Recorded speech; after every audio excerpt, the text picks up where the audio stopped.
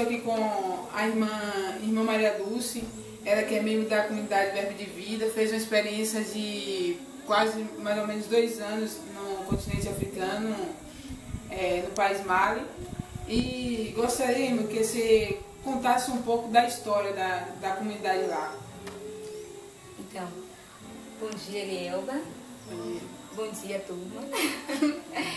Então, de acordo com aquilo que está sobre a minha capacidade, naquilo que informação que eu possa partilhar, a comunidade ela chegou no continente africano, no país do Mali, em 2002, com alguns membros da comunidade, a pedido do bispo, em francês pela Monsieur Ribot, que é nosso bispo, que se chama Dom João. Ele nos pediu de dar continuidade a um trabalho de verdade de umas irmãs que estavam lá, mas por falta de vocações e também por as irmãs já estarem em uma idade avançada, então elas nos pediu ao bispo de poder deixar a missão, e por isso o bispo nos pediu de dar continuidade a esse trabalho. Então foi por esse meio, por esse motivo que a comunidade pôde chegar ao continente africano, no país do Mali. Qual o tipo de projeto que vocês trabalham lá? Então, o nosso projeto hoje é acolhimentos de grupos. Né? Em primeiro, a prioridade é acolher todos os grupos da arquidiocese, porque a nossa comunidade é um centro que pertence à arquidiocese. Então, por pertencer à arquidiocese, então estamos lá disponíveis para poder preparar os quartos, preparar toda a casa para poder acolher os grupos que fazem parte da nossa arquidiocese. Mas também a comunidade é aberta para acolher outros grupos. Né? Como a comunidade é uma comunidade que tem mais ou menos 98% de muçulmanos, então eles têm muitas ONGs, então eles pedem muito, solicitam muito a casa para poder ter a reunião, né, que eles têm reunião de projetos, tudo isso.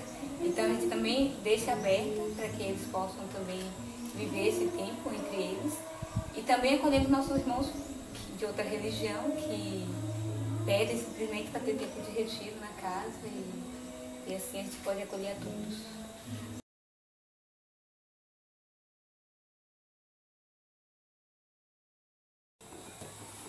Com base em alguns dados que levantei sobre o país Mali e sobre a comunidade Verbo de Vida, no qual tem sua origem francesa, é conveniente pensar que, pelo fato do Mali no século XIX ter sido controlada pelos franceses e de repente vocês abrirem uma casa por lá, facilita essa transição? Eu acredito que o que é mais conveniente, assim, que eu acredito que facilitou, é porque como o país foi colonizado pela França, então a língua é o francês.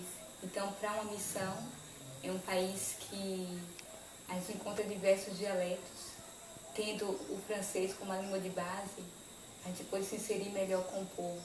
Mesmo se a gente não tem um contato com todos, porque tem alguns que, pelo fato de não ir à escola, tem famílias que não conhecem a língua francesa, não sabem falar francês, mas aqueles poucos que já tiveram a escola, já estão à universidade, então isso nos facilita para poder se comunicar, para melhor viver a nossa missão lá.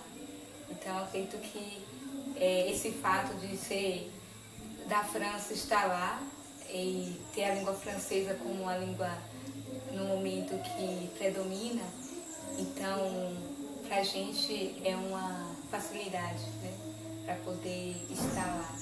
Que, como a nossa casa, mesmo aqui no Brasil, a maioria dos irmãos já foram da França, então temos um pouco da base, né? Então todos nós falamos um pouco do francês, então por isso nos facilita também de estar com os nossos irmãos na África. Qual é a sua visão antes de conhecer o continente africano? A minha visão é que na África só existia simplesmente a miséria. Né? Assistindo alguns documentários, vendo na televisão, lendo alguns livros. Quando a gente abre as fotos, a gente vê simplesmente aquelas pessoas desnutridas, pessoas sofridas. E chegando lá, eu encontrei outra realidade. É verdade que existia esse lado, mas também tinha um outro lado, né? Outro lado que a gente não vê na televisão, não vê nas revistas, que é o lado, pessoas que têm uma vida estável, pessoas que lutam para ter algo de melhor na sua vida, que não permanece naquele estado de miséria, né? Por exemplo, eu tive uma grande surpresa de entrar em uma casa que a casa era toda de ar-condicionado. Como o Mali é um país muito quente, por exemplo, 45, 50 na sombra, graus. Então, isso faz também as pessoas sofrerem. Mas eu cheguei na casa que eu encontrei, a casa toda de ar-condicionado. Então, eu dizia, bom, tem aqueles que sofrem por ter aquela casa pequena, aquela casa coberta de palha, tudo isso, ou simplesmente de pequenos tijolos, mas também tem outros que têm essa casa bonita, essa casa que tem ar-condicionado, que tem uma condição estável de vida. Então, para mim, isso abriu também a minha visão do que é a realidade, né? Então, não existe só miséria, mas existem pessoas que já lutaram, que já cresceram na vida, que têm uma vida estável, e tem outros que têm, né? Que têm uma condição boa, são ricos, na verdade. Então, é um pouco que mudou a minha visão de antes e o que eu vejo e que eu posso hoje testemunhar, partilhar da minha experiência, da realidade de hoje. E a sua maior dificuldade como religiosa consagrada?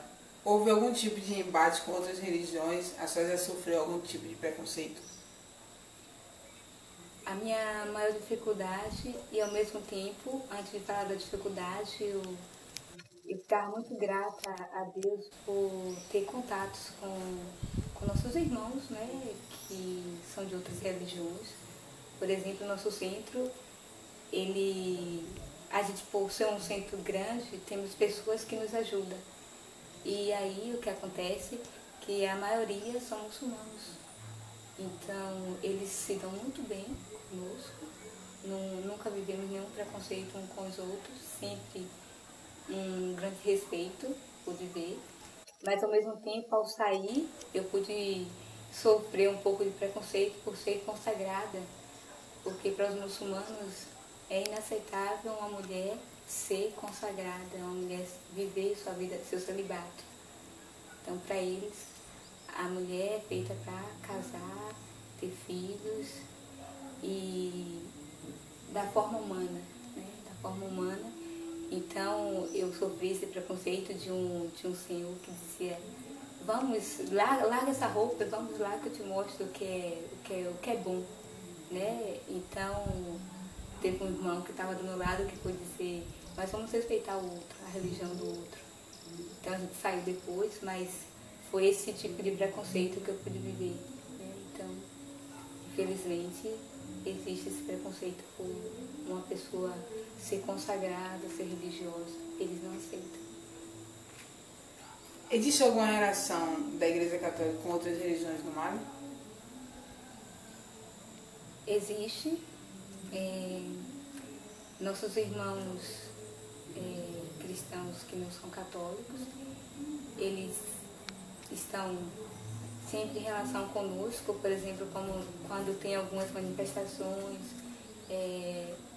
tem alguns encontros, tem eles que participam, cantam os nossos cantos, a gente canta os cantos que eles cantam também.